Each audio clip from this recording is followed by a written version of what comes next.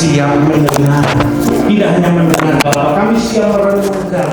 Tidak hanya merenungkan, tapi kami mau lakukan. Kami mau hidupi. Kami mau berbuah lebat seturut dengan kehendak-Mu. Terjadilah itu Bapa atas kami semua. Kami sangat mencintai-Mu seperti Engkau mencintai kami. Tuntun kami Tuhan. Setiap firman yang ditabur tidak akan kembali sia-sia, akan mengerjakan kepentingan-kepentingan Tuhan dan isi hati-Mu. Terima kasih Bapa, kami naikkan ucapan syukur buat koinonia. Terima kasih Tuhan Yesus. Pakailah kami semua di tempat ini tanpa terkecuali.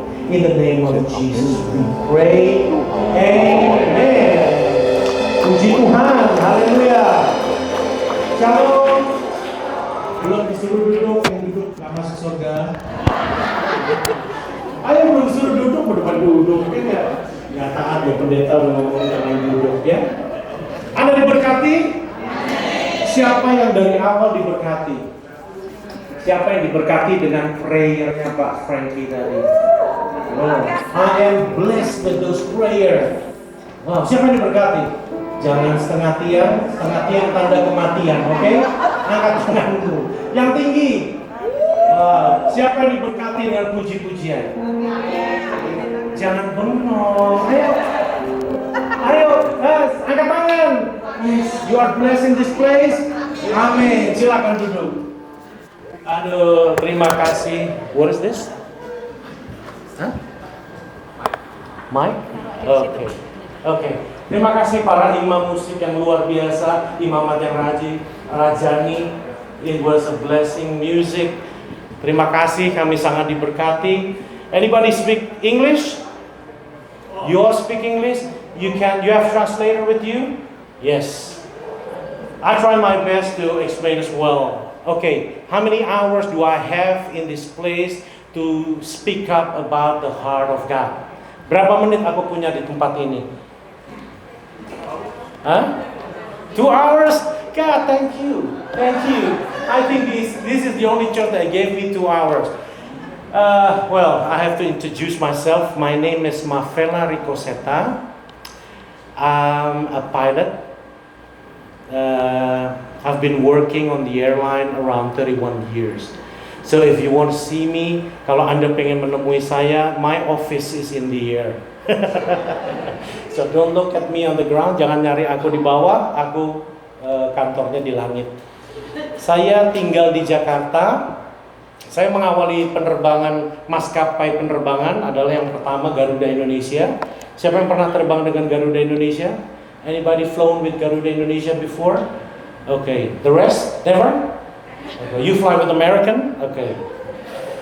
And I work for Swiss Air, 1998. I live in Europe. Then continue working with Qatar Airways. Anybody flown with Qatar Airways? Nice? Nice, yes. Thank you. Then 2015 I came back to my country. So aku 2015 kembali ke negaraku. Aku sekarang bekerja di Batik Air cuma 2 tahun. Kemudian saya dipindah ke Lion Air. You know about Lion Air? The most famous airline in the world. You know that? Yes. Ya, saya sekarang bekerja di Lion Air and I'm serving Saudi Arabia. Do we have a live on YouTube? Kita ada live gak di YouTube? Nggak ada ya? So I can speak about truth, ya? So I can speak. You know, actually, I'm happy. I've been living in Qatar for 10 years. So I've been evangelizing Middle East for 10 years. Now I'm flying to Saudi Arabia twice a week. So I preach the gospel. I tell people about Jesus in Saudi Arabia. Give the glory to God. Jadi sekarang dengan Lion Air aku diterbangkan ke pusat, dunia, ya, ke pusat Islam dunia. Everyone, setiap kita memiliki purpose yang luar biasa daripada Tuhan. Betul? Ya. Bapak Ibu pernah dengar kejadian Palu tahun 2018? Ada gempa Palu. Siapa yang dari Palu di sini? Atau dari Sulawesi? Ibu dari Sulawesi? Cuma satu? The rest dari mana? Ambon, oke ya, close lah, ya. Kalau Bapak Ibu buka di YouTube, if you open YouTube, 2018 there is a huge earthquake. Not just earthquake, tapi ada tsunami, ada liquefactions. The ground is moving. It's not just moving 2 meters, 10 meters, it's moving 3 kilometers and 4 kilometers. Itu terjadi di Palu. Sangat luar biasa. Ada pesawat Batik Air yang disuruh terbang cepat oleh Tuhan. Siapa tahu pilotnya? Oh yeah, you're counting me. Well, praise God. Hari itu saya singkat cerita ya. Sebetulnya presentationnya cukup lama. Cuman karena kita nggak punya banyak waktu. But I have to tell you the essential one. Hari itu is just amazing. I was working for Lion Air. Saya kerja dengan Lion Air. Tiba-tiba orang Batik Air telepon saya, Captain, bisa bantu kami nggak? Saya tidak punya pilot lagi untuk terbangin pesawat Airbusnya. Oke, bisa, saya terbangin. Apa yang terjadi hari itu? Saya tanggal 27 September 2018 saya terbang. Hari itu belum terjadi apa-apa, tetapi Tuhan minta saya worship. Kalau pernah dengar, worship saya itu kurang lebih 12 jam non-stop. Siapa yang pernah kerjain 12 jam non-stop? Pernah ya? Non-stop. The power itu pasti dari Roh Kudus, karena saya nggak mungkin secara manusia. 12 jam he asked me to worship. Aku nggak tahu apa akan yang terjadi esok. Tanggal 28 September, keesokannya saya terbang dari Makassar ke Palu, terus harusnya lanjut ke Palu, ke Makassar, Jakarta. Well, this is where the story begin. Makassar ke Palu. Pada singkat cerita saya terbang, kopilot saya namanya Muhammad Diki. You know Muhammad. So he became the witness of what Jesus has done in Palu.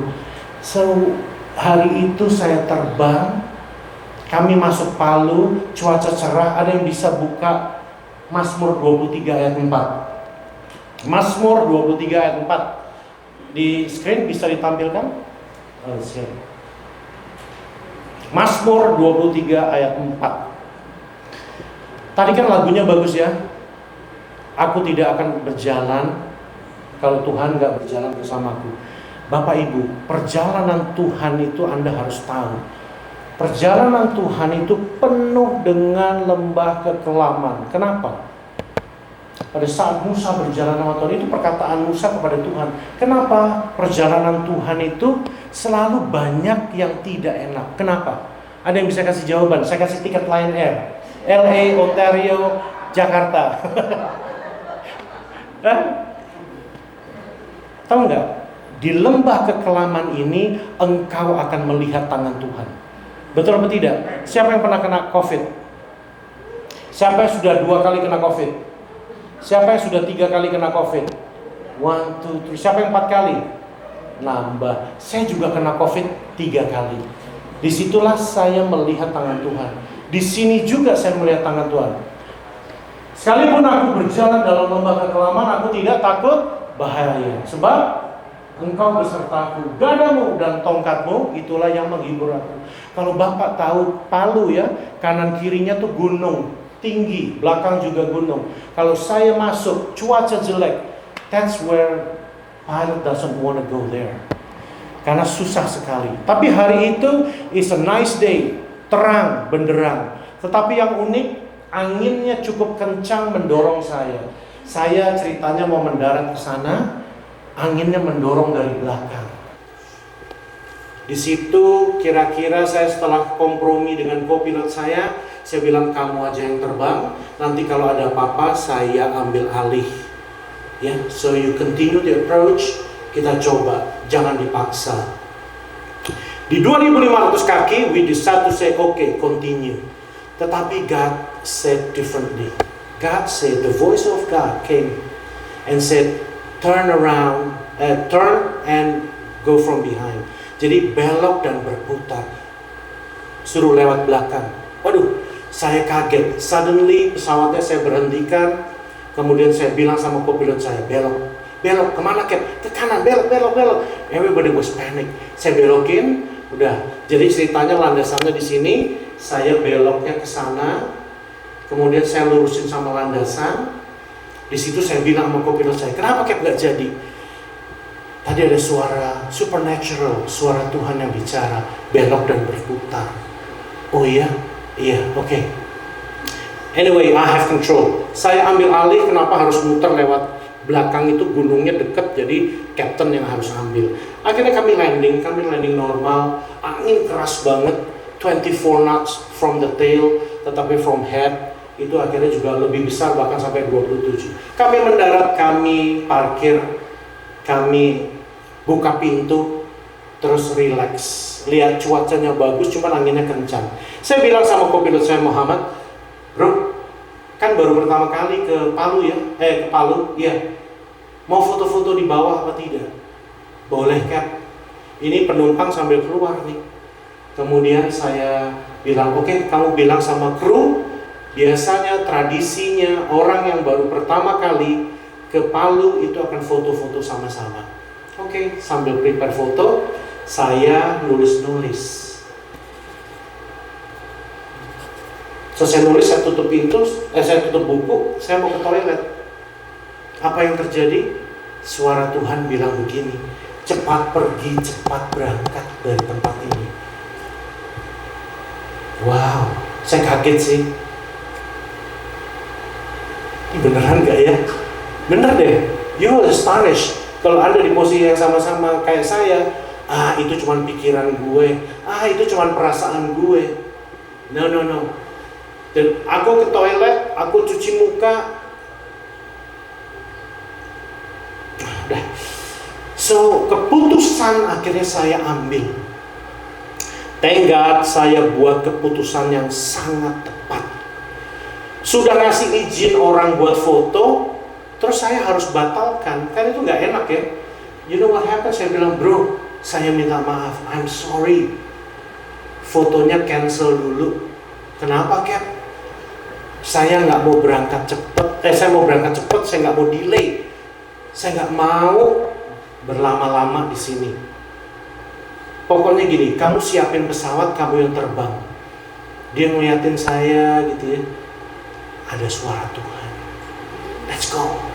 Tetapi the good news is, Muhammad waktu terbang sama saya pernah share the gospel. Saya ceritakan tentang Yesus, saya ceritakan tentang penebusan.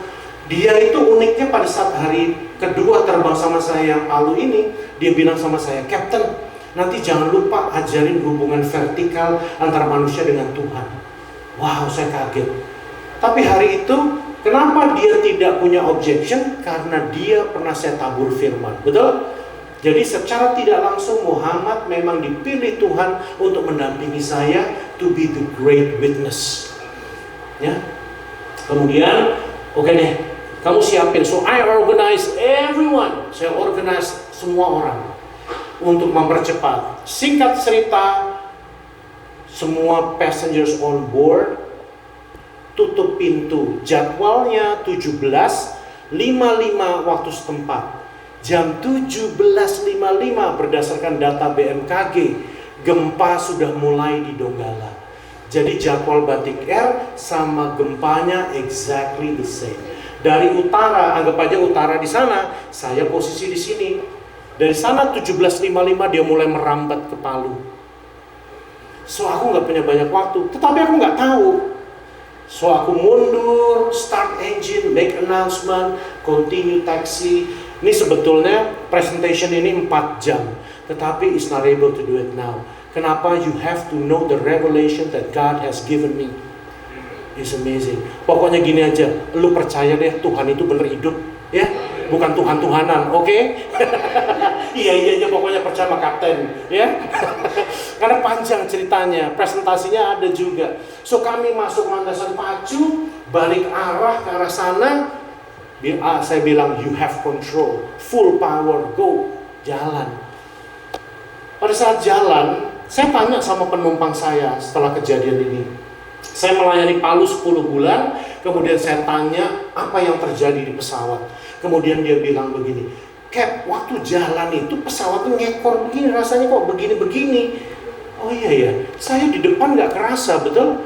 Kalau saya di belakang itu namanya beca, ya nggak? Pilotnya di depan, of course. Kalau pilotnya di belakang beca, ya nggak? Saya nggak ngerasa. Oh, thank you, Pastor. Ya, I can jump and move around. Terus saya tanya orang-orang yang ada di airport, kamu lihat saya di mana? Captain lagi jalan dari sini, di tengah-tengah tiba-tiba palu tremor. Oh really? Terus kami jongkok di parkiran pesawat, di apron. Kami lihat Captain mulai lepas landas. Kami terlempar kurang lebih 1,5-2 meter di ground. Kemudian dia terbanting, dia lihat airportnya begini. Wow, ambruk semua. Kemudian ini garbaratanya terbang 2 meteran. Towernya runtuh. Kalau pernah cerita ada di YouTube ya, nanti buka aja nama saya atau gempa Palu. So di situ detik terakhir kalau saya diwawancara, aku ada diwawancara di CNN, BBC, Canadian News, semua news, Reuters, Sky News. I supposed to speak with Larry King live 2020, tetapi karena pandemi it's cancelled. Jadi harusnya saya ada di sini. So akhirnya saya detik terakhir ditanya, apa yang kamu rasain? Detik terakhir seingat saya terasa ada impact ke pesawat saya. Tapi saya nggak tahu setelah itu karena saya udah terbang. So hari itu saya panggil pengatur udara. Kok nggak panggil-panggil ya? Mutiara Tower, Batik 6231.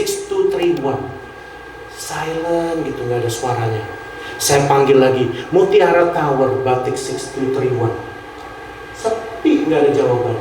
So I look at the watch, it was 18:03:04:05. Saya pikir itu orang lagi sholat maghrib. Saya bilang sama co-pilot saya mungkin lagi sholat. So saya tawarin co-pilot saya kamera, bro, pemandangannya bagus. Tadi kan nggak jadi foto, saya ganti dengan ini, mau nggak? Mau, Cap? So I took a video. He was flying. So I took a video about 11 seconds and that's it. So I gave it to him. Saya lihat, have a look. Do you like it? Oh keren, pemandangannya bagus, Cap. Tanpa disengaja di kamera saya itu capture gelombang tsunami-nya. Kami belum sadar. Sampai akhirnya singkat cerita lagi karena waktu terburu-buru, saya mendarat di Palu. Sebelum mendarat di Palu, kami kan arahnya ke sana ya. Palunya di bawah sini bentuknya kayak U begitu. Kami terbang 5.000 kaki, saya belok sendiri sambil panggil tower, nggak ada yang jawab. Saya lihat itu apa ya di laut, kayak piringan warna putih lama-lama makin besar, banyak banget. Aku nggak punya kepikiran apa-apa. So kami continue ke Makassar. Setelah kami landing, kami parkir. Tiba-tiba orang ground staff masuk ke dalam pesawat saya. Buka pintu, 4 orang masuk, ngos-ngosan. Alhamdulillah, Captain selamat. Iya, kenapa? Tuh, Captain nggak tahu. Enggak, ada apa? Oh my God, Palu udah hancur, Cap. Airportnya hancur, ada gempa dahsyat, ada tsunami, ada liquefaction, ya, likuifaksi namanya. Tanah yang moving. Wow. Saya bilang, jam berapa? Saya lihat jam 18:02. Detiknya 44. Saya bilang sama co-pilot saya, look di time-nya jam berapa kita take off? 18:02. Detiknya belum ada, Cap, nggak ada detiknya. Wah, kan ini tanda tanya kan? Wah, baru saya ingat ada suara Tuhan 2 kali. Pantes, ini saya menggigil cerita sama co-pilot saya. Pantes tadi kok kerasa kena impact gitu ya pas lepas landas. Dan starting from that point, aku menganalisa Palu. Aku melayani Palu selama 10 bulan, aku mencari data-datanya. Let's open Revelation 11:13. Wahyu 11 ayat 13. Wahyu 11 ayat 13 ini yang terjadi di Palu. Presentasinya ada ya Bapak ya? Foto sama video ada? videonya nggak ada. Pak itu videonya nggak dikirim ya? Ada kok katanya. It will take time presentasinya. Masih bisa bertahan apa tidak? Masih ya. Oke, pada saat itu terjadilah gempa bumi yang dahsyat dan 1/10 bagian dari kota itu rubuh dan 7.000 orang mati oleh gempa bumi itu, dan orang-orang lain sangat ketakutan lalu memuliakan Elohim atau Allah yang ada di surga. This is exactly what happened in Palu. Kalau ditanya, if you see Google, yang mati berapa? Around 2.350 itu yang ketemu. Sisanya yang nggak ketemu dipendam di dalam likuifaksi dan tsunami. That's it. Kalau ditanya people berdasarkan data, ada yang bilang 7.200, 7.400, we don't know, tapi it's around 7,000. Kalau dibilang 1/10, 1/10 of the city itu roboh, itu benar. Berdasarkan statistik, berarti data kurang lebih segitu. Dan ini sangat mengerikan. Ada 5 faktor yang membuat kenapa Palu diizinkan di proses Tuhan. Yang pertama, jadi gini, tanggal 28 September adalah hari ulang tahun Palu. Anniversary-nya Palu sama dengan anniversary-nya Koinonia. Jadi anniversary-nya Palu setiap tanggal 28. Ada satu hal yang unik terjadi di sana. Ada namanya tradisi nomoni. Pernah tahu nomoni? Tradisi penyembahan berhala, pemanggilan roh-roh nenek moyang, dewa-dewa laut untuk kesuburan, untuk kekayaan, untuk kesuksesan warga Palu yang sudah ditinggalkan. Wali kotanya dia bilang, hidupkan lagi. Jadi ceritanya berdasarkan survei dan interview, saya tanya, CAP itu sudah dimulai dari 2016 di tanggal yang sama. Waktu itu masih ada korban yang kecil, orang dimakan buaya. Iya, jangan kaget Bu, di gereja banyak korban buaya. Laki-laki di sini jangan jadi buaya, oke? Di sini nggak ada ya? Saya yakin nggak ada yang ngaku. Ya. Itu 2016 di tanggal 28. 2017 di tanggal yang sama, 28 September. Tiba-tiba puting beliung menghantam Palu. Tapi tidak terjadi korban jiwa yang begitu.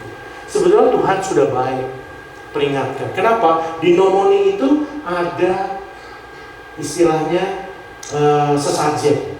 Darah yang dicurahkan, ditaruh sepanjang pantai sampai jembatan. 2018 habis. Di tanggal yang sama. Saya sampai bilang sama pemerintah dan gereja, ini peringatan dari Tuhan, tolong dihentikan. Puji Tuhan 2019 sampai sekarang udah nggak ada, mereka nggak berani. Jadi praise God, dia acknowledge. Itu faktor pertama. Faktor kedua, banyaknya orang Kristen, they don't love Jesus anymore. Dia tinggalkan Yesus, because Yesus sudah nggak bisa jawab masalah hidup saya. Yesus nggak pernah jawab doa saya. Semua agama sama, semua Tuhan itu sama. Dia tinggalkan Yesus dan pindah. Yang ketiga, banyaknya perjudian, sabung ayam, maksudnya gitu ya, pelacuran. Di sini nggak boleh ngomong yang LGBTQ, nggak boleh ya. So di sini ada hukumnya. Di sana banyak prostitusi, banyak. Yang keempat, banyaknya para hamba Tuhan atau pendeta yang dipersekusi, ada yang ditembak di gereja Sulawesi Tengah, di mimbar. Ada 11 darah martir di sana. Tetapi yang paling menyedihkan berdasarkan survei, the church nggak buat apa-apa. Church tidak bicara tentang kebenaran lagi, tidak berani ngomong terhadap hal-hal tersebut. Pada kota Palu itu dulunya Palu Sigi, itu dulu terkenal wilayah Kristen, betul? Yes. Iman orang Kristen mengalami likuifaksi, yaitu apa? Pergeseran iman, karena tidak berdiri di atas dasar kebenaran firman, tetapi hanya berdiri di atas harapan-harapan terhadap Kristus yang tidak kuat. Pada saat zaman bergeser, iman orang Kristen bergeser. Saya keliling Amerika kemarin di East Coast, pernah ke Kensington Street. Do you know Kensington Street? Di mana drug addict itu ada di situ. The zombie people, yes. Saya ke situ, saya bilang saya nggak usah khotbah, boleh nggak? Saya di situ aja. Sepanjang jalan banyak orang, but nobody care. Bandarnya ada di situ. Kalau kita keluarin video, dilempar, ada yang ditembak, kan ngeri banget ya. Tapi saya bilang gereja harus tetap berdampak. Akhirnya God give me wisdom. You know what? Supaya orang yang addict itu cepat sadar, buat pelayanan water, bring them water, bawa air. Tapi saya bilang bawa air kehidupan juga. Siapa itu? Yesus. You have to preach Jesus to their ear and pray, bawain air. Jadi saya minta teman-teman di sana bring water, 1 orang 5 botol kasih supaya dia minum, kemudian keluar lewat urine, dan itu efeknya akan cepat hilang.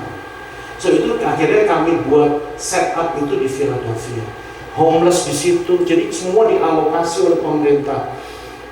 You know, Efesus 2 ayat 10 boleh dibuka. This is yang Tuhan sebetulnya taruh di setiap kita. There is a purpose in you yang harus di-fulfill in this country. Betul? Bukan hanya bekerja, bukan hanya living, bukan hanya jadi citizens, but there is something that you can do for this country, even your origin country, Indonesia. Anda harus berdampak. Efesus 2 ayat 10. Karena kita ini buatan Elohim atau Allah, diciptakan dalam Kristus Yesus untuk melakukan pekerjaan baik yang dipersiapkan Elohim atau Allah sebelumnya. Ia mau supaya kita hidup di dalamnya. So many Christians, kenapa dia beralih? Dia sudah mulai suam-suam kuku karena tidak tahu purpose hidupnya. Karena hidup tidur, melek, kerja, tidur, melek lagi, makan, kerja, gitu aja everyday. Actually setiap kita dipercayakan purpose yang sudah ada sebelumnya. Amin. Kita lagi ngomong tentang congregation. Engkau adalah gereja-gerejanya Kristus, gereja-gereja yang Tuhan itu sebetulnya percayakan segala kuasa. Amin. Jangan bengong, saya tahu atau tidak. Kalau if you like it, you say amen, okay? If you don't like it, raise your hand so I know that I can say go out. Oke, ya, supaya Anda tahu. Jadi ada 5 purpose kenapa yang paling utama saya pelajari gereja temboknya besar-besar. Jesus never teach the wall of church, betul? Tetapi Jesus teach you to dominate the world under the kingdom of God authority. Amin? Amin. Kita buka Bilangan 26 ayat 8. Sekali lagi ini bukan cocok logi, tetapi mau nggak mau it happened, dan ini yang terjadi di Palu. Ayat 8, 9, dan 10. You know why aku khotbah cepat-cepat? Aku nggak punya banyak waktu katanya. You know, since you are inviting Lion Air pilot, they love to delay everything. Just pay the ticket, shut up, and take a ride, and that's it.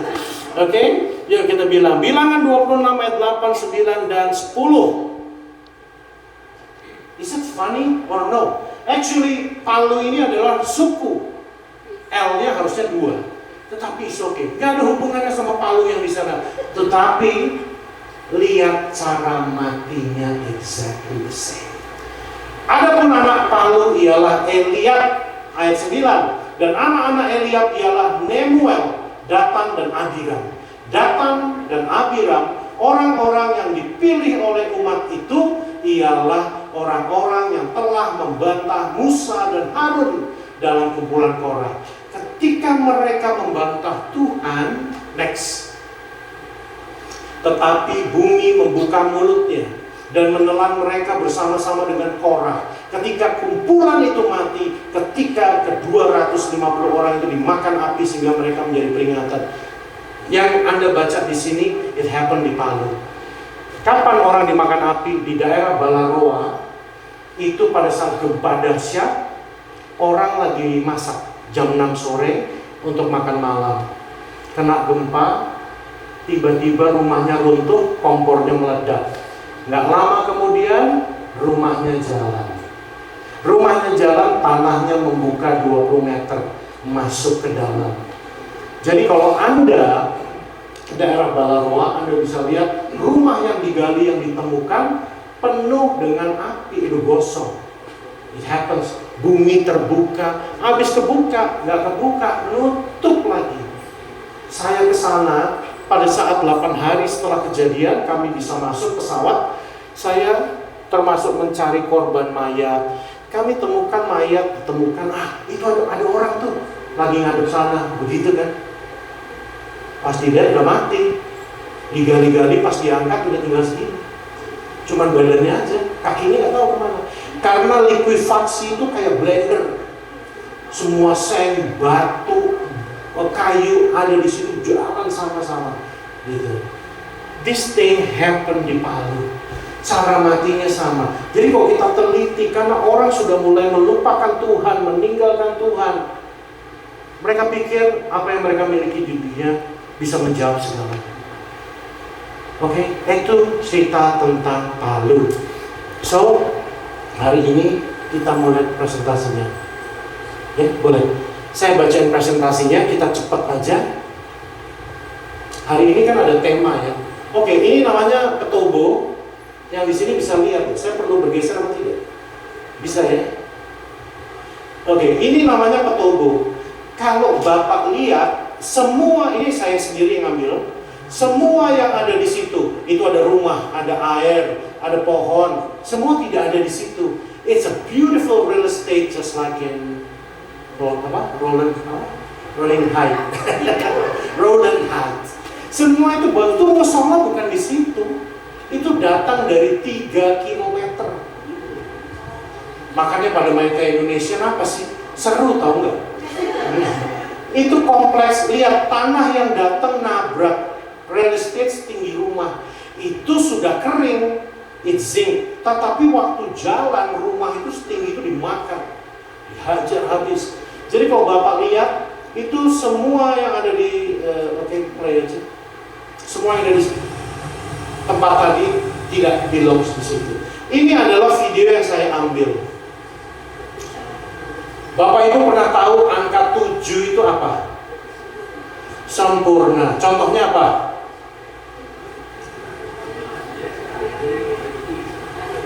Hari ke-7 Tuhan beristirahat. Tembok Yeriko dikelilingi berapa kali? Di hari ke-7, 7 kali. Nuh masukin binatang ke bahtera 7 pasang. Engkau harus mengampuni berapa? Wih, hafal loh, dikerjain apa enggak? Dia tuh kalau udah begini, ya udah tinggalin aja, gak sejahtera sama dia. Iya gak? Mengampuni tahu tapi dikerjain apa tidak? Ya 7 kali 70 kali. So, segala 7 itu merepresentasi pada saat Tuhan melakukan suatu kegiatan. Kalau Bapak Ibu lihat, nanti kalau saya bilang pos ya, kita hitung gelombangnya ada berapa. Yuk kita play. Yang tadi aja. Masih udah buru-buru mau pulang. Oke. Ya, pos. Ya. Ini karena pos ya. Ini adalah gelombang yang saya nggak tahu. Saya lihat tapi nggak tahu itu apa. Ini gelombang pertama. 2 kecil 2 itu adalah gelombang kedua dan ketiga. Play. Stop. Ya, tadi udah 3. Yang ini keempat. Kalau Bapak Ibu lihat ada kayak busur di depan itu adalah bow of wave. Jadi kenapa saya bisa bilang gitu? Karena ahli dari seluruh dunia telepon saya, Captain, saya harus ketemu dengan Anda gini. So 12 engineering dari seluruh dunia, ahli tsunami, coastal engineering, geologists, they came to Palu to meet me untuk mendiscover dan bicara tentang ini. So, itu adalah gelombang yang keempat, yang ini kelima, yang kecil sebelahnya 6. Terus yang ketujuh ada di mana? Wah, lihat juga. Berarti kamera gue bagus waktu itu ya. Tapi bukan iPhone tuh. Ya, ketujuh tuh yang sebelah sana. Like it or not, ada 7 gelombang. Ya, catat ada berapa 7. Next. Ini adalah video footage dari kapten kapal yang mengalami. Tuh. Gunung tunduk, laut bergelora, mendengar namamu, airnya tenang, tsunami-nya di-create sama Tuhan.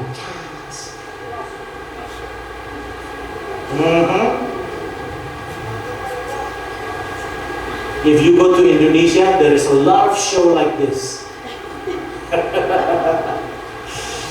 I need you guys to pray for your own country, man.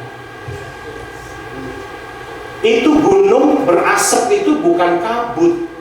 Saya interview orang di sekitar gunung, di sekitar pesisir laut, itu apa yang terjadi di gambar. Aduh, kayak itu gunung kayak mau copot. Dia bergeser begini, menimbulkan heat, keluar dia berasap. Wow, itu bukan enggak, itu awan tuh yang di sana. Yang ini adalah asap, gesekan karena panas. Lihat dasar lautnya, lihat apa, pinggir lautnya turun loh. Volume air di seluruh dunia tingginya sama apa tidak? Sama. Ada pasang surut, tetapi rata-rata sama. Dia bisa lihat loh. Nah, ini saya tanya Bapak Ibu, kira-kira penyebab dari tsunami-nya apa? Penyebab tsunami-nya apa, Pak? Ada? Earthquake. Iya. Karena ada earthquake, kemudian ada. Tetapi apa yang mengakibatkan dia ini? Anda tahu tsunami itu adalah pergerakan dua lempeng saling tabrakan. Tetapi sayangnya di situ hanya single plate, tidak ada lempeng. Kalau Anda lihat tsunami pada umumnya seluruh dunia, airnya retrieve, jadi cetek, kemudian dia datang lagi, betul? Ini nggak ada, airnya tenang, volumenya sama, tiba-tiba muncul. That's what your God can do. Jadi kalau bicara tentang Musa belah laut, ya, kita belah durian, serius amat. Kayak nonton horor, santai aja Bapak Ibu, senyum. Kadang-kadang ibu senyum, jangan stres. Ya, kayak Musa belah laut, so it can happen. Ya, Jesus still work till now. Jadi yang saya lihat di atas bundar-bundar itu dari sisi samping kayak begitu, tiba-tiba muncul. Ahli banyak yang nggak tahu penyebabnya apa. Oke, next. Ini adalah kantor saya. Jadi waktu itu kami ke Palu, sudah bisa dibuka. Saya bilang sama kaptennya, Kap, lu terbang lewat belakang, gua mau lihat apa yang terjadi. Jadi semua real estate itu sudah nggak ada sekarang. Itu landasan saya. Ini semua real estate bagus, kayak di Walnut begitu, real estate bagus. Udah nggak ada, semua habis. Ini namanya wilayah Petobo. Ingat-ingat ya, namanya Petobo.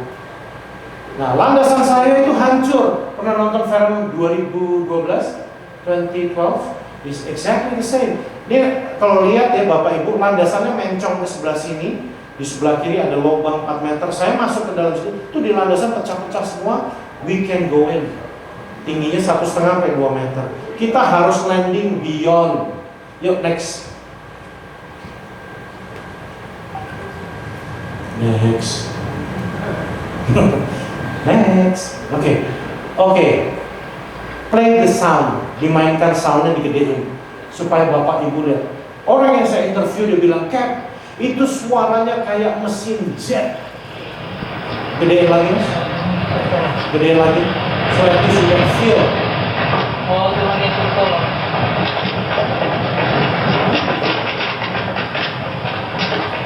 Look at the house is moving on the quick. Horizontal, jalan. Namanya juga depan, namanya miring.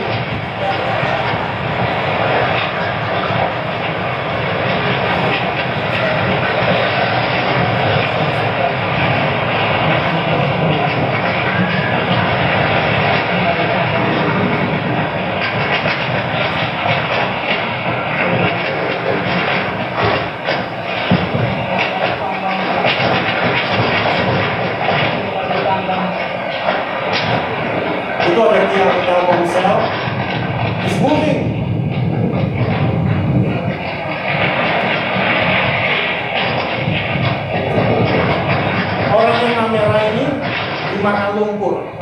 Nanti lumpur gelombangnya keluar dari dalam tanah. Tapi puji Tuhan masih hidup.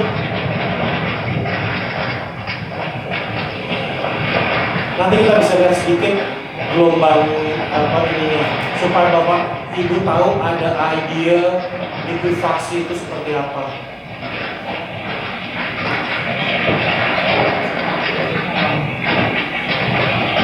Orangnya duduk di atas rumahnya jalan kedorong, nabrak pohon, nabrak macam-macam.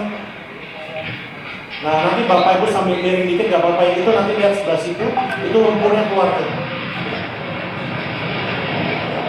Udah kemakan dia. Lumpurnya keluar dari dalam tanah, kemudian wah dia naik lama-lama tambah tinggi. Setiap yang dibawa tambah tinggi, tambah besar, tambah tinggi. Next ya. Ini saya ambil sendiri, ini akibat dari tsunami, mobil bisa ya dampaknya. Biar cepat, next saja. Nah ini Bapak Ibu bisa lihat, itu gelombang kedua, ini gelombang pertama. Ini orang masih ada di dalam mobil, nungguin airnya surut. Gelombang belum sampai di parkiran, ketutupan drum ya. Gelombang belum sampai, Bapak Ibu gelombangnya datang. Tapi datangnya nggak dari depan, datangnya dari kanan. Nanti ternyata ada reasonnya kenapa begitu. Saya berdiri di repapan reklame ini tinggi. Itu ada mobil di bawah masih nyala juga, ada orangnya. See what happened later. Ini famous juga di YouTube.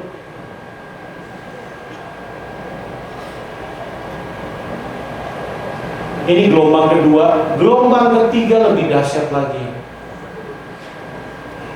Yang Bapak lihat bundaran kecil-kecil itu bisa membuat seperti ini.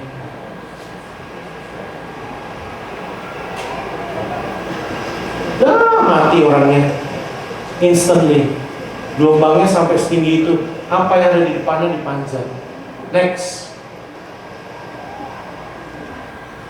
Ini orang yang saya wawancara, yang tadi di Balaroa. Dia kehilangan satu keluarga kecuali dia dan anaknya. Pada saat gempa, dia itu setelah lagi nunjukin, saya tanya, rumah kamu di mana? Oh, rumah saya udah di sana itu. Bapak lihat itu ada daun, ya itu pohon di rumah saya. Tapi rumahnya dia di bawah sana, di bawahnya pohon. Jadi gini, pada saat gempa dia keluar sama keluarganya. Pagar rumahnya jatuh. Dia nggak sengaja berdiri di atas pagar. Keluarganya, istri, mertua, kakak, anak, semua duduk di jalan persis di sini. Dia di jendela. Terus lihat rumahnya ambruk kan. Istrinya, Pak pegang sebentar anaknya. Mungkin ibunya lagi ngurusin apa, dia balik badan. Terus dia lihat ke depan, jatuh 20 meter. Dia berdiri di atas pagar, wah dia lompat, rumahnya mulai jalan. Wah tanah mulai kebuka, wah semuanya jalan. Dia lari bawa bayinya. Saya interview orang yang melepas kekasih atau istrinya atau suaminya di dalam tanah, dimakan tanah, nggak bisa diangkat, nggak bisa. So many tragic happen there. Next. Ini saya lagi explain sama ahli tsunami seluruhnya. Begini-begini apa yang saya lihat ya. Itu para ahli dari Texas University, dari Inggris, South America, Korea, ada Jepang, ada ITB Indonesia. Saya ditanya, Captain, kira-kira itu penyebab tsunami-nya apa? Kalau kamu tanya harga tiket sama saya tahu harganya. Lu tanya pilot lagi, lu kan ahlinya, gue juga nggak tahu katanya. Karena gitu tadi, di sini single plate cap, kayak gini nggak pernah terjadi before. Dia bilang, oh iya ya. Terus saya bilang, saya nggak tahu. Terus yang kedua dia tanya, bagaimana gelombang itu bisa ada di utara, bisa sampainya ke Palu? Kenapa dia tidak ke arah utara ke laut lepas? Saya juga nggak tahu. Tetapi pada saat kami makan malam, di situ saya tanya, kalau Anda nggak dapat jawaban, tanyanya sama siapa? Sama Babe, Daddy, Father. Dia tanya 2 pertanyaan ini, saya nggak tahu jawabannya. Kira-kira apa? So I pray malam itu saya tanya. Tuhan kasih jawaban. Dasar lautnya longsor. Saya kasih jawabannya ke para ahlinya tuh gak percaya. Ya kalau longsor gak mungkin tsunami-nya sedahsyat ini. Tapi dia note. Terus kedua dia tanya lagi tentang kenapa dia bisa sampai di Palu, sedangkan ini di utara, Palunya di selatan. Ternyata Tuhan bilang begini, itu nama kamu. Bapak Ibu, nama saya Rico Seta.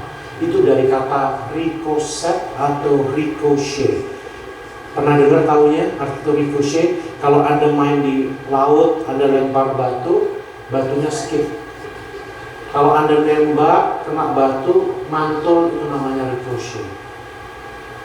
Terus saya bilang sama ahli, excuse me sir, mungkin gelombangnya ricochet. Ahlinya ngeliatin aja, ini orang sok tahu gitu ya. Terus akhirnya you know what happened? Mereka lakukan simulasi dan penelitian masuk dengan drone underwater, dia masuk, dia teliti, they came back to me. Captain, how do you know? I don't know. Your answer is perfect and correct. Wow, I told you, my God is the one who gave you the answer. Aku bilang, you will not see this if you don't believe in Jesus. You see what my God can do. Dia bilang gitu. Dia mulai mikir. Akhirnya mama saya diminta, boleh nggak Cap 1 tahun diperiksa, nama itu dijadikan nama untuk menamai tanah longsor yang mengakibatkan tsunami. Akhirnya namanya ricochet. Bagi kemuliaan buat Tuhan. Next, foto. Masih ada waktu?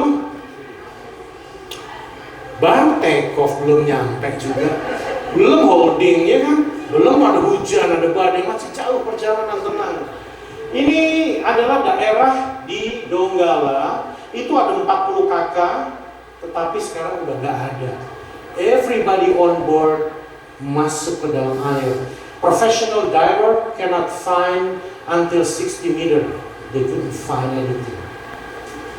After a week, bodinya pada keluar dari dalam air. Yuk next. Ini waktu saya masih SMA, kebetulan celana abu-abu. Ini anak was eaten by the liquefaction. Kemudian apa yang terjadi? Dia teriak, Jesus help me, Jesus. Dia udah di dalam lumpur. Dia keluar dari lumpurnya karena muter kan. Tuhan kirim kayu pohon besar mendatangi dia. Kemudian dia pegangan. Itu sore hari malam hari, ditemukan besok siang. Dia pegangan di atas pohon. Ini adalah rumah yang tadi Bapak Ibu lihat jalan itu. Nah, ini rumah satu-satunya yang masih ada sebagai monumen. Next. Ini pesisir yang hilang juga. Next. Oke. Kalau kita bicara angka 7, ini adalah result dari para expert. Bapak bisa baca di atas epicenternya berapa? 77 km. Ini yang menemukan ahli loh. Dihitung angka 7 ya. Next. Kalau ada 7 gelombang, berarti yang longsor ada berapa? Gelombangnya ada 7. Yang longsor ada berapa? Ada 7. Next. Nah, ini saya mau cerita. Ini adalah rumah sakit sebelumnya. Ini adalah rumah sakit yang di Petobo, yang tadi Bapak Ibu lihat kita lewat pakai pesawat itu. Ada Dokter Martin di situ, dia beri kesaksian begini. Kami dipersekusi selalu sama warga di situ. Rumah sakit itu dipakai untuk doa dan worship kayak hari ini. Tapi just 15 to 20 minutes. Tetapi warga setempat yang dulunya notabene Kristen sudah pindah. They don't like puji-pujian, they don't like Jesus at all. Dia bilang, no, jangan pakai rumah sakit untuk ibadah. Kami tidak ibadah, kami hanya berdoa buat orang sakit. No. Tunggu sampai Petobo tenggelam baru kamu boleh ibadah. This is what happened. Rumah sakitnya stood up here likuifaksi datang, saya lihat sendiri, berhenti di 2 meter, di rumah sakit, depan belakang habis. Satu-satunya masih ada. Give the glory to God. Jadi Petobo tenggelam bukan sama air, karena memang jauh dari pantai, tetapi tenggelam sama soil. Bayangin ya. You never imagine this. Para ahli juga bingung. Next. Ini analisa simulasi berdasarkan foto yang didapat, berdasarkan kamera yang saya dapat, kemudian disimulasikan semuanya. Ini ada kejelasannya, hanya saya merepresentasi berdasarkan ahli. Next. Ini cuma pengen nulis, besarnya berapa kekuatannya?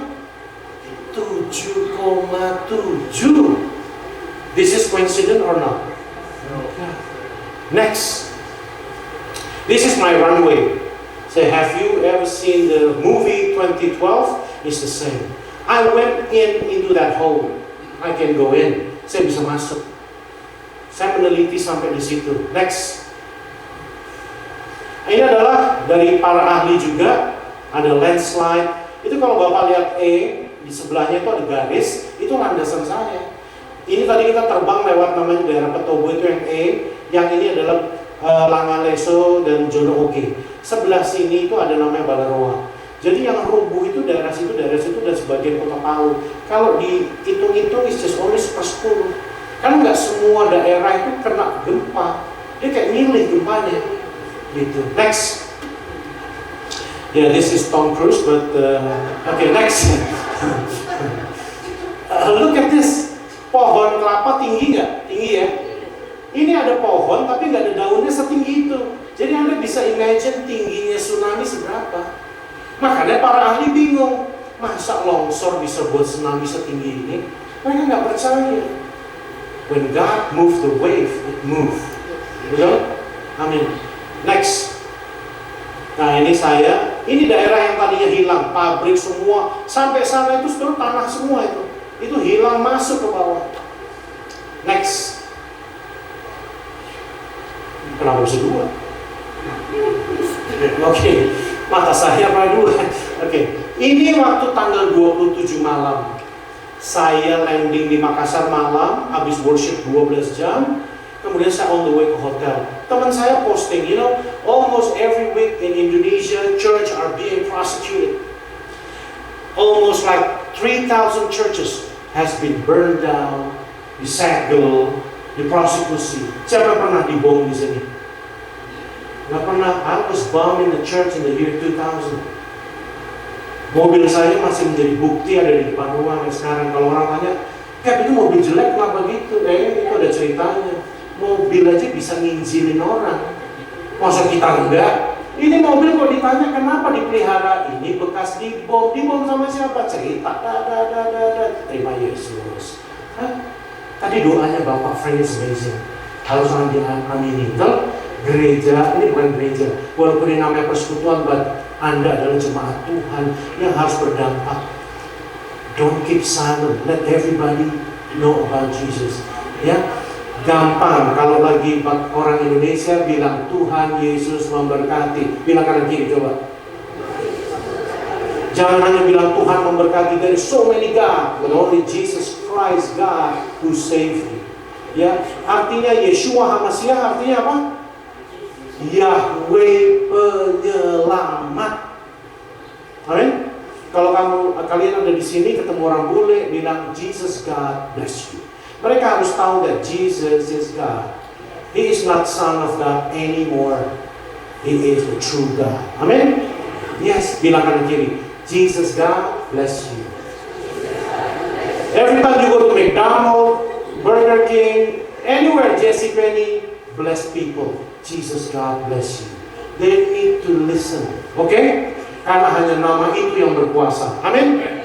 So, saya dalam perjalanan, tiba-tiba gereja ada yang disegel. Karena saya pernah merasa dibom di dalam gereja, saya bilang, Tuhan, hari begini kenapa sih masih banyak orang jahat?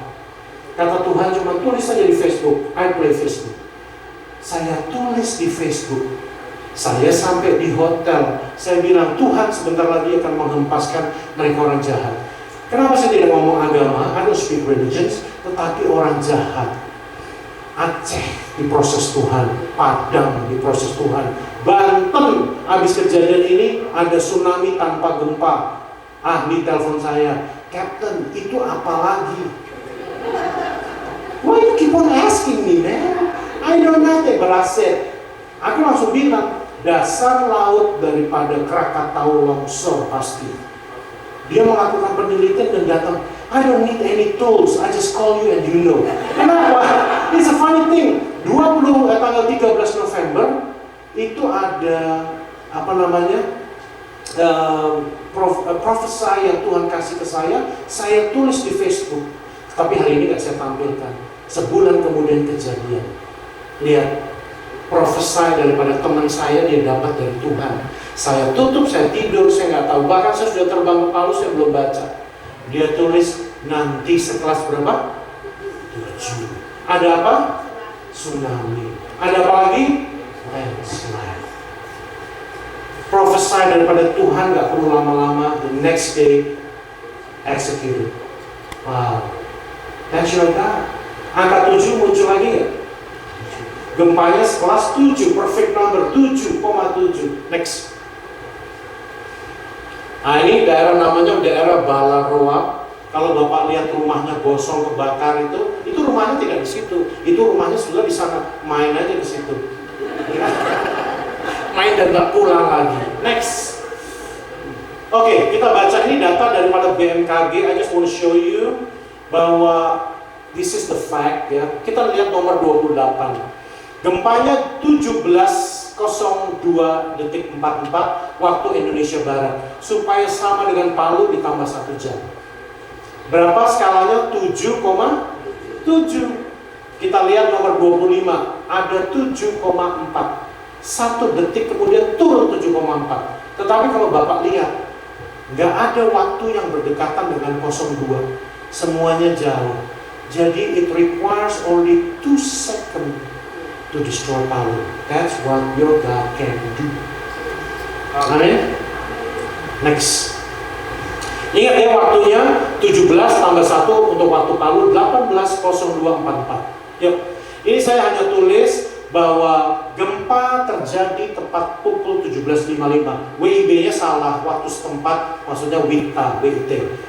Jadi pada saat schedule Batik Air 17.55, gempa 17.55 mulai dari utara jalan ke arah saya.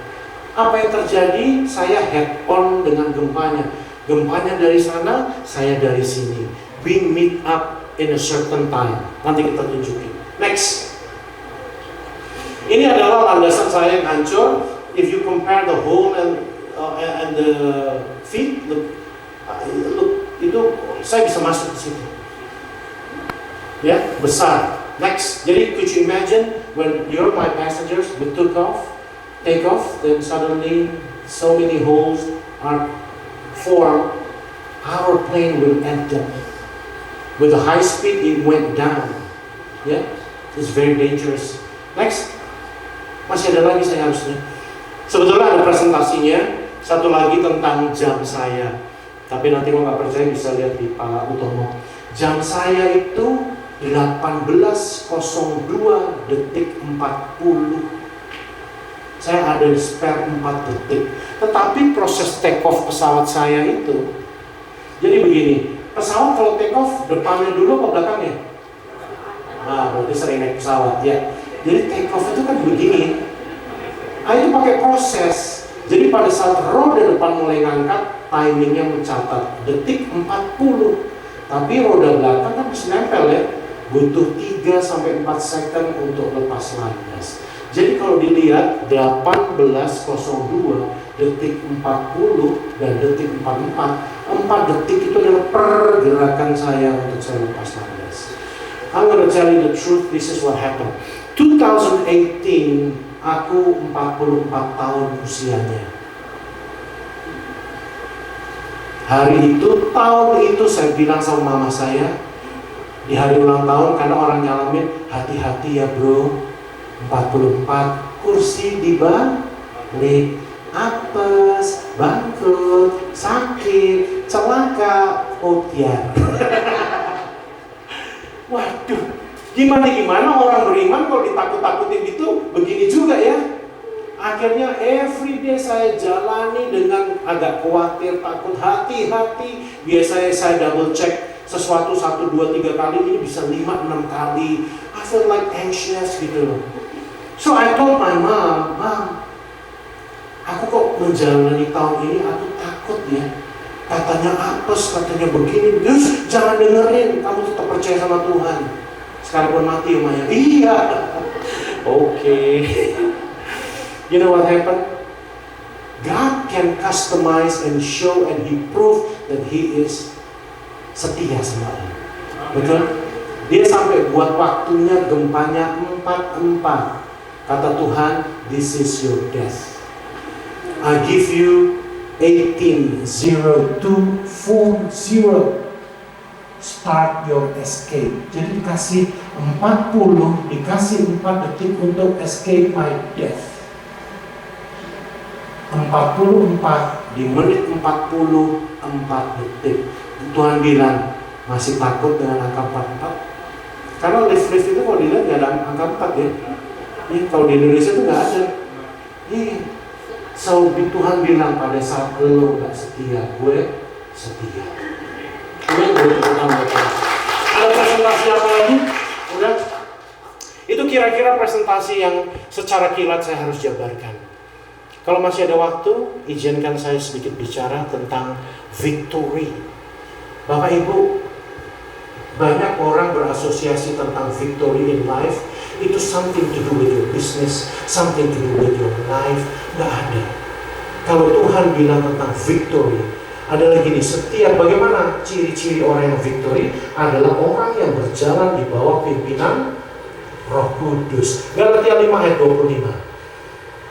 Seperti prayernya tadi, Bapak Ibu, saya pengen ingatkan, Anda kenal Yesus? Anda kenal Yesus? Anda tahu Yesus? Jangan hanya tahu, jangan Anda hanya pelajari, tetapi dihidupi. Karena Tuhan ciptakan engkau segambar, serupa dengan Dia. Ya, kalau kebanyakan orang Kristen is using Jesus in their life. Yesus dipakai untuk pesugihan hidupmu. Kalau kamu sakit, kamu pakai siapa? Pakai Yesus. Kalau kamu bisnisnya lagi ambruk, pakai siapa? Pakai Yesus. Pengen sukses, pakai Yesus. Semua pakai Yesus, penyembahan semua kepada Yesus. Tetapi kita tidak menghidupi karakternya Yesus. Yesus itu bukan suatu jubah yang dipakai, tetapi gini, change your character into the character of Christ. Orang Kristen banyak menutupi dirinya, menutupi karakternya dengan kerohanian. Anda boleh ahli teologi, Anda boleh tahu Alkitab, bahkan semacam ahli Taurat pun, tetapi kalau engkau tidak sekarakter, seintegritas, sifat habit Kristus tidak ada padamu, Anda jauh. Bilang kanan kiri, ayo bilang kanan kiri, jauh. Bilang jauh. Terus sebelahnya juga bilang, lu juga gitu. Ya, kita harus menghidupi ciri-ciri orang yang menghidupi Kristus. Otomatis Galatia 5 ayat 25, dia akan menghidupi roh. Dia akan dipimpin oleh roh. Setiap kita, siapa yang udah dibaptis? Coba angkat tangan. Udah dibaptis? Yakin? Tampaknya enggak. Tampaknya kayak kerendam doang. Enggak baptis beneran. Bener ya baptis ya udah ya. Iya. Orang yang sudah dibaptis, dia memiliki Roh Kudus. Problemnya dia enggak dipimpin. Punya Roh Kudus, punya karunia, tetapi tidak dikerjakan. Dikasih holiness, dikasih kekudusan, tidak dinikmati dan dihidupi. Banyak orang Kristen masih mikir bahwa kekudusan sesuatu yang sangat susah untuk dicapai. No, it's already given for free kepada kalian. Kemuliaan telah diberikan, betul? Bahkan rohnya dia ada di dalam diri kita. Amin. Ayatnya di mana? Nah, ini problemnya. Hah? nggak baca Alkitab, betul? Jangan, saya cuma bilang, jangan dengerin saya ngomong, jangan percaya khotbah saya. Ujilah khotbah saya sesuai dengan firman Tuhan. Aku mengkhotbahkan apa yang aku hidupi, bukan apa yang aku pelajari.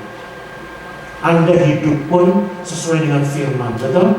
Apa yang Anda baca, Anda renungkan. Ada lagunya nggak? Kurenungkan firman-Mu siang dan malam, ku pegang perintah-Mu. Nah ini problemnya nih. Kalau udah sampai dilakukan, buku beladak lihat kanan lihat kiri, ya. Galatia 5 ayat 25, hilang lagi masanya. Jadi gini, di perjanjian lama roh Tuhan itu dulu hadir kepada orang yang diurapi. Tetapi kalau dia melakukan kesalahan, trespassing, Tuhan akan undur diri. Di perjanjian baru, because of the blood of Jesus, membuat roh itu tetap diam di dalam. Ya, jikalau kita hidup oleh roh, baiklah hidup kita juga dipimpin oleh roh. Roh itu apa? Contoh, victorious people, roh, 9 buah roh. Pertama, buah roh, kasih. Gimana Anda mau hidup? Hafalin mulai hari ini. Di anniversary yang pertama, Anda hafalin ya. Galatia berapa? 5 ayat 22, 23. Kasih, sukacita, damai sejahtera, kesabaran, kemurahan, kebaikan, kesetiaan, kelemah lembutan, penguasaan, dihafalin. Jangan hanya pintar nyanyi doang. Ya kan nyembahnya sampai kedek-kedek, nangis-nangis sampai segala 9 buah roh kagak tahu ya gimana? Mau nyembah apaan? Ya enggak? Dihafal, baca Alkitabnya ya Allah. Jadi kalau gitu kita Al-Fatihah dulu yuk. Sekalian deh. Ya, dibaca, dihafalin, betul? Mau menang.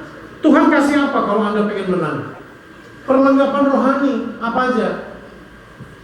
Nah ini deh gampang yuk, kita sekolah minggu.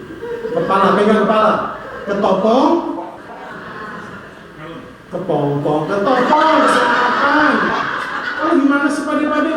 Oh tinggalnya di mana? Di Amerika, di LA. Gimana? Helmet of salvation, ketopong keselamatan. Baju zirah, apa? Meleset semua, keadilan. Pakai ikat pinggang, kebenaran. Perisai, iman. Pedang, roh, yaitu apa? Kasih, firman Tuhan. Aduh, katanya mau menang, ya kan? Victorious people, sampai manggil begitu, ya kan? Anda, aduh, beneran deh. Yang paling akhir doanya Pak Frank Kasut yang rela memberitakan Injil damai sejahtera. Itu bukan tugas pendeta. Everyone punya same responsibility. You are designed by Christ to be the light and to tell the world about His death. Betul? Dihafalin aku, mau menang apanya?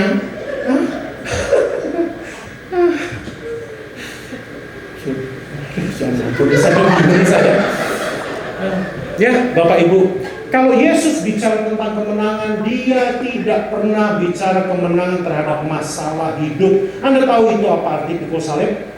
Pikul salib has nothing to do with your problems. Betul? Bapak, Pak Pendeta, istri saya, aduh, pitbull aja kalah, katanya gitu. Laki saya, kalau ke kebun binatang, buaya minder, katanya gitu kan. Nggak pulang 3 hari. Itu bukan pikul salib. Ya, Anda bangkrut, Anda sakit, itu bukan pikul salib. Namanya juga salib. Apa salib? Cross, a death of Christ, yang harus Anda ceritakan kepada dunia. Itu pikul salib. Dan Anda akan beroleh kemenangan. Betul?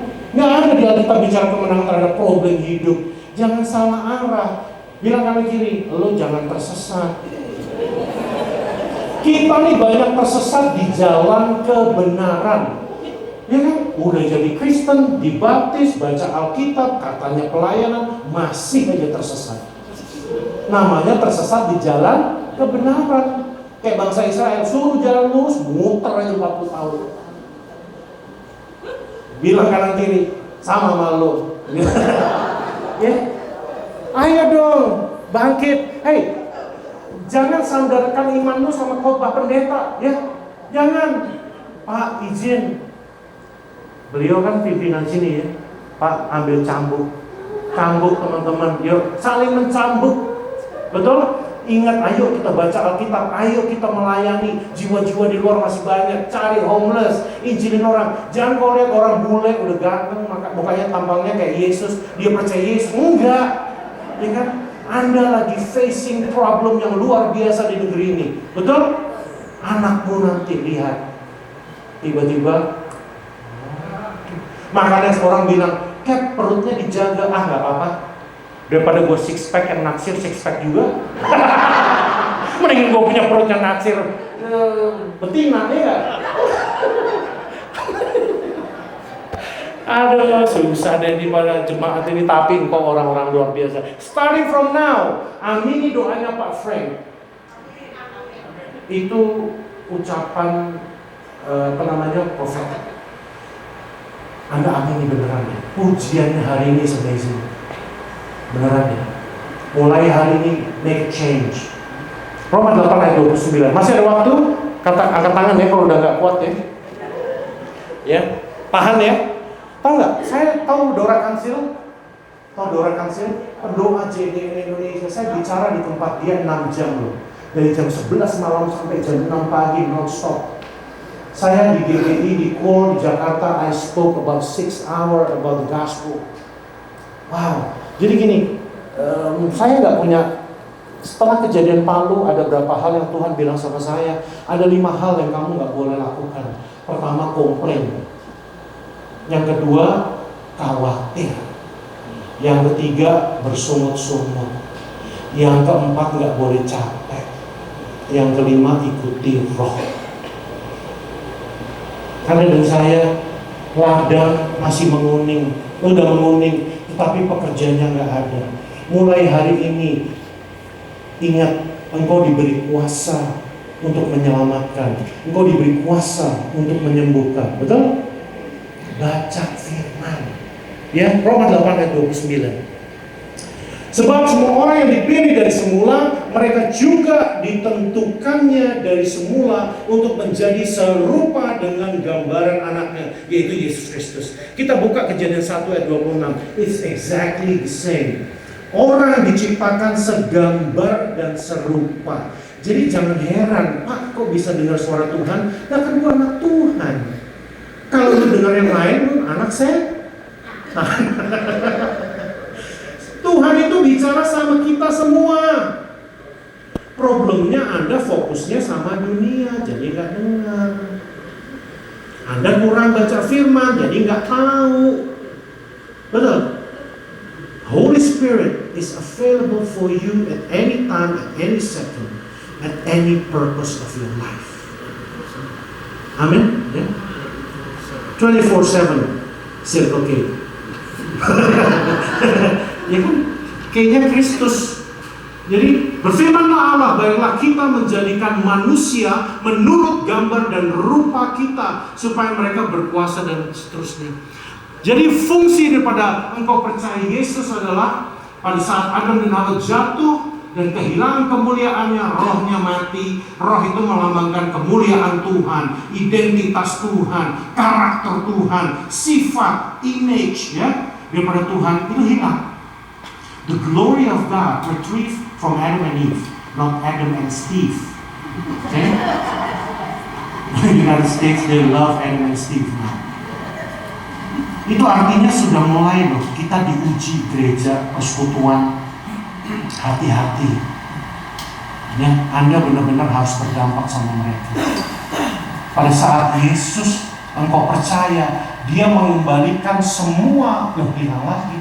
Ini tadi the image of God, bahkan dibilang serupa sekarang kepada Kristus Yesus. Amin.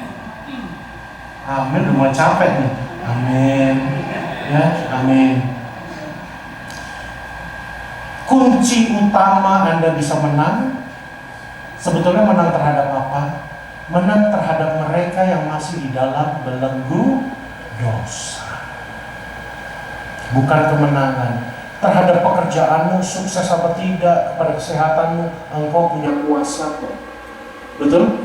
Untuk mendeliver apapun yang kau ingini.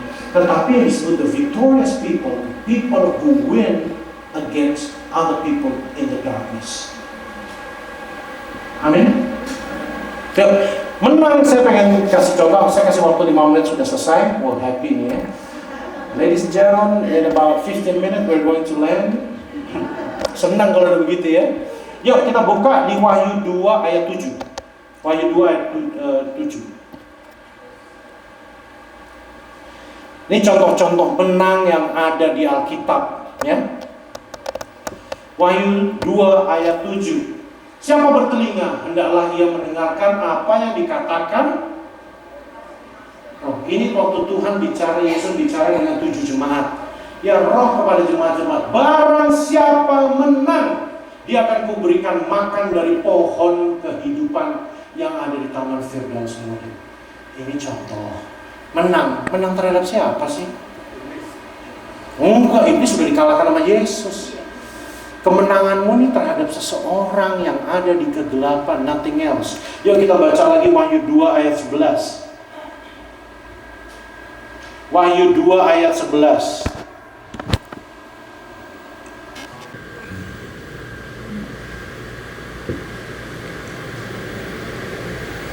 Oke, sorry, 17. 11 sudah. Wahyu 2 17. Saya ngantuk, saya cuma ngetes saja.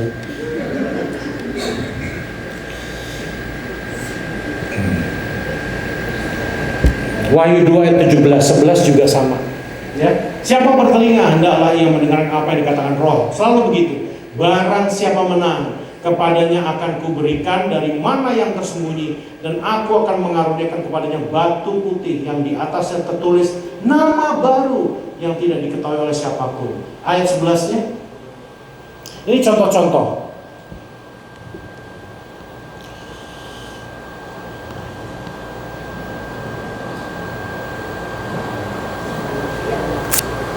Siapa bertelinga, hendaklah ia mendengarkan apa yang dikatakan roh. Selalu mendengarkan roh. Mendengarkan roh. Perkataan roh itu adalah firman Tuhan. Kalau engkau tidak mengenal dia, engkau gak akan pernah bisa dengar. Betul? Kepada jemaat-jemaat, barang siapa menang, ia tidak akan menderita apa-apa oleh kematian yang kedua. Saya nggak perlu jelasin hari ini, saya cuma kasih contoh tentang kemenangan. Apa sih kemenangan itu? Wahyu 3 ayat 5.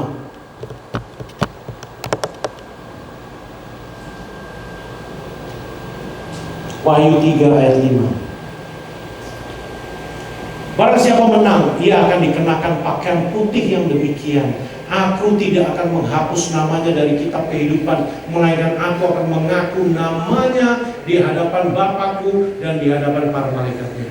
Ini problem daripada Christianity. Mereka malu banget dengan nama Yesus. Ada orang yang beda iman, Anda mau doa aja keringetan, ya kan? Gak enak. Pak Jokowi bilang toleransi, ya kan? Anda takut nyebut nama Yesus. Benar loh. Barang siapa malu mengakui anak manusia di hadapan manusia, maka anak manusia atau Yesus itu juga malu mengakui Anda. Nih, orang yang menang, orang yang mendeklarasikan in the name of Jesus. Next, Wahyu 3:21. Ada banyak sebetulnya. Menang, it has nothing related with your problem in your life. Tetapi murid-murid Yesus ada 12 awalnya. Mereka menang terhadap siapa? Yang paling esensial, dia menang terhadap siapa? Walaupun mati dipenggal, tapi dia menang terhadap siapa? Angkat tangan coba. Angkat tangan. Dia menang terhadap kita. Kalau mereka gak mati, Anda gak kenal Yesus. They won against you. Yang dipikirkan oleh murid-murid Yesus dan Yesus hanya wajah-wajah kalian, supaya kalian dan saya beroleh keselamatan. Demikian kasih Kristus yang ada padamu juga kau pikirkan tentang orang lain. Pikir tentang negeri ini. Banyak yang sudah menyimpang. Kalau Anda datang ke persekutuan ini, datang ke gereja, hanya cari berkat materi, itu namanya pesugihan. Anda pakai Yesus untuk jadi pesugihan. Hanya memenuhi semua kebutuhan hidup kita. Kita ini pelaksana kehendak Dia. Jadilah demikian. Amin. Sebelum saya tutup, you have any question?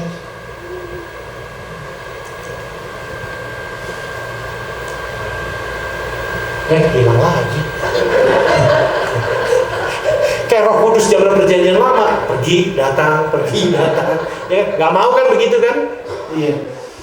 Barang siapa menang, ia akan kududukan bersama-sama dengan aku di atas tahtaku, sebagaimana aku pun telah menang dan duduk bersama dengan Bapakku di atas. Yesus menang terhadap apa? Maut terhadap hidupmu yang fana ini. Makanya dibilang kemenangan Yesus sama dengan kemenanganmu. Anda dan saya harus menang kayak Dia. Amin. Amin. Ya, Pak, hari ini semua orang harus baca Alkitab dan buat grup baca Alkitab bersama. Amin. Pelihara nih, aduh, ini kapal perang yang bagus. Koinonia, ini kapal perang, bukan kapal pesiar. Kau datang ke sini, betul. Jangan cari hiburan, ya kan? Tuh, datang ke sini saya punya problem. Lu bawa semua problem ke sini, ngapain? Lu punya Tuhan yang perkasa, selesai di rumah, taruh di gudang problem lu, ya kan? Kesini bilang sama Tuhan, utus aku, betul? Iya, jadikan persekutuan koinonia kapal perang, bukan kapal pesiar. Orang yang ready dengan firman Tuhan, siap diutus bersama-sama. Jadi pertumbuhannya sehat, ya enggak?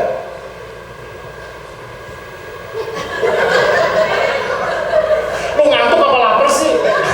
Heran gue. Aduh, 5 menit lagi. Apa tuh Pak? Oh jamnya kecil Pak. Kelihatan. Oke, anyway. Hari ini ada yang mau didoakan apa tidak? Nggak usah ya, doa masing-masing aja. Believe to your God.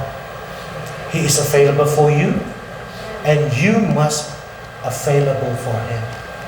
Betul? Ya? Mari kita bangkit berdiri. Hari ini kita ada perjamuan kudus. Saya mau ingatkan, tolong dibuka 1 Korintus 11 ayat 25. Hari ini langsung perjamuan kudus ya. Siapa yang sudah pegang perjamuan kudus? Saya malah belum.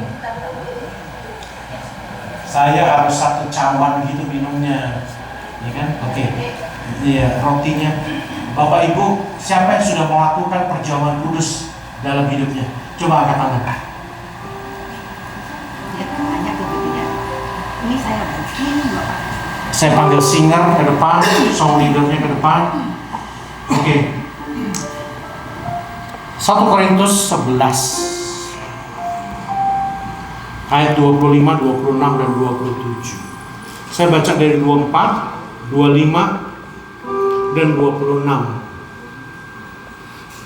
Bapak Ibu, ada yang tahu nggak perjamuan kudus itu sebetulnya apa sih?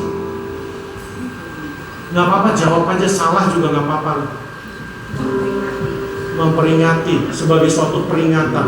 Sebetulnya yang diajak waktu perjamuan kudus itu siapa? Murid-murid, betul? Anda murid apa bukan? Yes, Anda murid. Sebetulnya ajakan Yesus tentang perjamuan ini apa sih? Engkau seperti anak domba dikirim ke tengah serigala. You are designed to die with Christ. Berkorban supaya orang lain beroleh hidup. Itu murid-murid itu duduk di meja bukan seperti ini. Itu ditantang sama Tuhan. Do you want to die with me or no?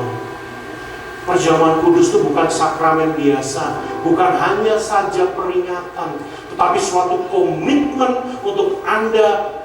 I take my decision to die with you, Christ. Paham? Saya akan bacakan 1 Korintus 11 ayat 24. Dan sesudah itu ia mengucap syukur atasnya.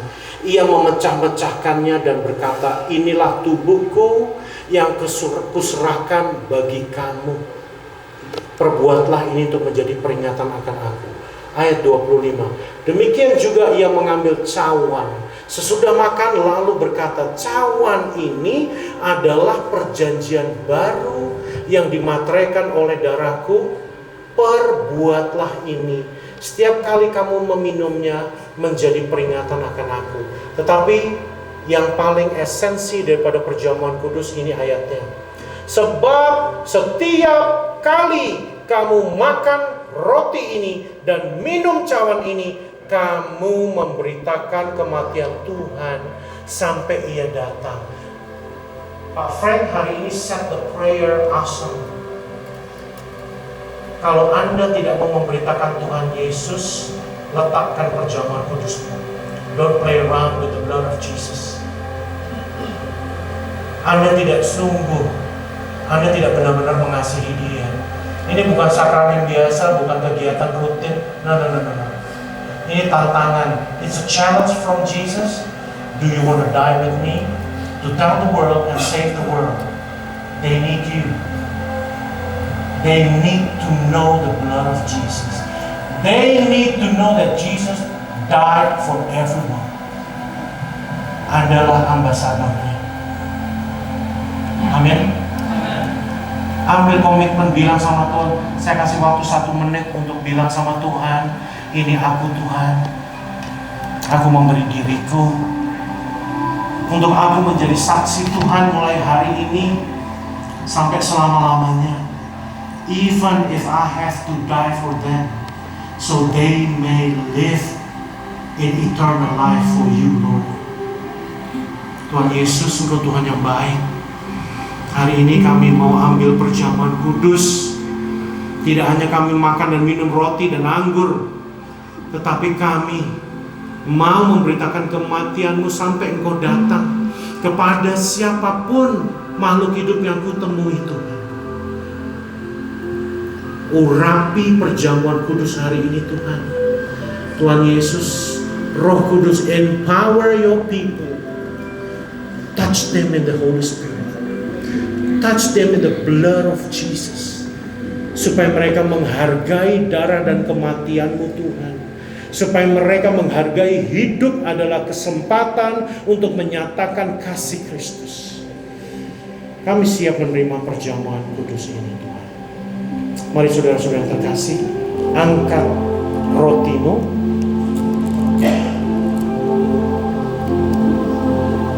Angkat rotimu. Bilang sama Tuhan, ikuti saya. Tuhan,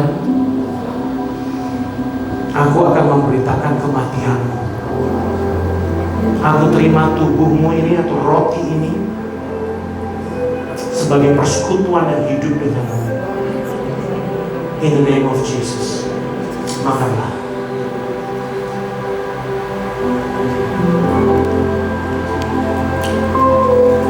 Angkat darah ini, angkat anggur ini. Ini bukan lambang. This is the blood of Jesus in the Spirit. Darah yang sangat-sangat berharga, yang terkadang kita anggap sepele. Bilang sama Tuhan, thank you Jesus for your blood.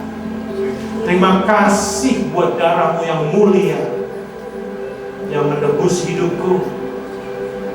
Ini saatnya aku memberitakan tentang darah dan kematian-Mu kepada mereka yang belum mengenal Yesus. Aku mau Tuhan memiliki persekutuan seperti Engkau, di dalam Engkau. In the name of Jesus. Minumlah.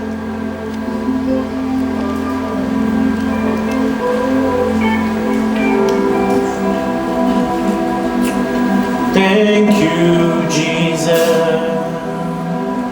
Terima kasih Tuhan. Tuhan. Terima kasih Yesus untuk kebaikan-Mu, untuk kasih-Mu. Terima kasih. Terima kasih Tuhan, kami telah menerima perjamuan kudus. Kami amini darah dan tubuh-Mu di dalam hidup kami, agar kami terus memberitakan Injil. Kami satu persekutuan dengan darah dan tubuh Kristus kemanapun kami pergi. Firman telah disampaikan Tuhan, nama-Mu dipermuliakan di tempat ini. Kami siap berjalan hidup seperti Kristus, memiliki sifat seperti Kristus, berjalan seperti Kristus, mencari jiwa-jiwa yang terhilang untuk kemuliaan nama-Mu Tuhan. Ini kami mengucap syukur atas anniversary 1 tahun. Tuhan, jangan berhenti mencambuk kami, mendidik kami di dalam kebenaran, supaya kami tidak menyimpang ke kanan dan ke kiri. Terima kasih Tuhan Yesus, terima kasih. Kami serahkan congregation ini ke dalam tangan Tuhan, jemaat-Mu yang terkasih ke dalam tangan Tuhan. Setiap yang terlibat ada dalam pengurapan penuh daripada Roh Kudus dan Kristus Yesus. Terima kasih Bapa, Engkau yang telah diurapi, Engkau yang telah diberkati dengan firman, diutus keluar untuk berbuah lebat. Bersama saya katakan, amin. Tuhan Yesus memberkati.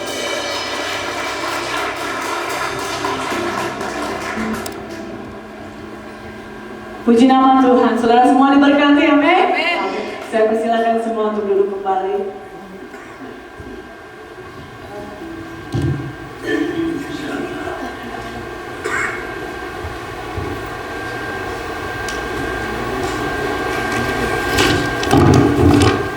Selamat malam Bapak-bapak, Ibu-ibu, saudara sekalian, Shalom. Kami atas nama Koinonia Prayer Worship mengucapkan terima kasih telah menghadiri ibadah kami. Bersama-sama kami berdoa, memuji Tuhan dan menyembah Allah Bapa, Putra dan Roh Kudus. Mungkin ada di antara kita yang belum begitu jelas atas misi dan visi Koinonia Prayer Worship. Kami mengadakan ibadah 1 kali sebulan, tiap hari Sabtu, minggu ketiga di tempat sini. Kami mengundang semua teman-teman dari gereja manapun, dominasi manapun, untuk hadir di ibadah Koinonia Prayer Worship ini. Selain berdoa bersama, memuji dan menyembah Tuhan, kami juga mengundang pendeta-pendeta terkenal dari Indonesia untuk menyampaikan firman-firman Tuhan yang hidup dan membagikan berkat-berkat untuk kita semua. Contohnya Pak Rikoset, agar hidup kita lebih kudus dan lebih benar di hadapan Tuhan. Karena waktu agak terbatas, saya akan singkat cerita mengenai Koinonia Prayer Worship. Bulan Juli tahun lalu kami mulai beribadah di tenis court. Bisa ditayangkan? Dan minggu lalu kami celebrate first anniversary Koinonia Prayer Worship bulan Juli di tempat lahirnya KPW di Walnut. Itu fotonya.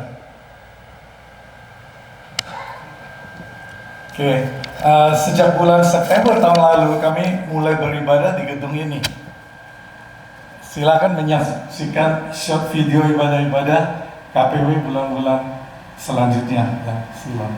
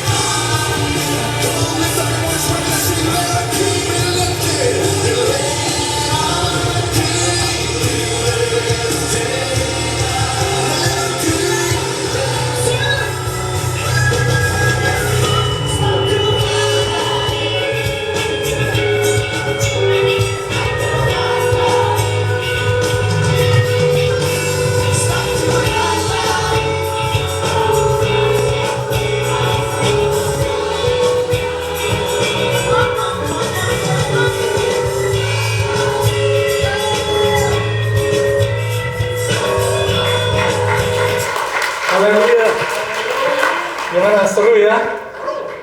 Tiap bulan minggu ketiga kami worship God, berdoa bersama, menyembah Tuhan di tempat sini. It's full of fun. Jadi tiap bulan everybody is welcome to join us here.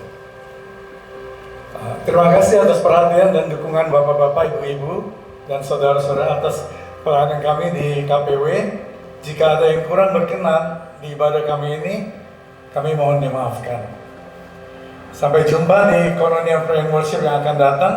Silakan ajak teman-teman, saudara-saudara kita untuk bersama-sama berdoa, memuji dan menyembah Allah Bapa, Putra dan Roh Kudus di tempat ini. Saya mau mengundang, ada banyak pendeta yang hadir untuk mendoakan semua pelayan KPW supaya kami lebih bersemangat, lebih setia, lebih hebat lagi melayani Tuhan, dan agar nama Tuhan semakin dipermuliakan. Haleluya.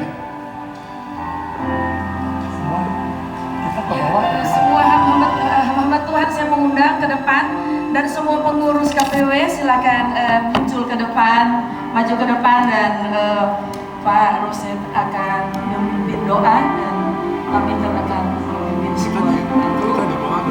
Di bawah. Semua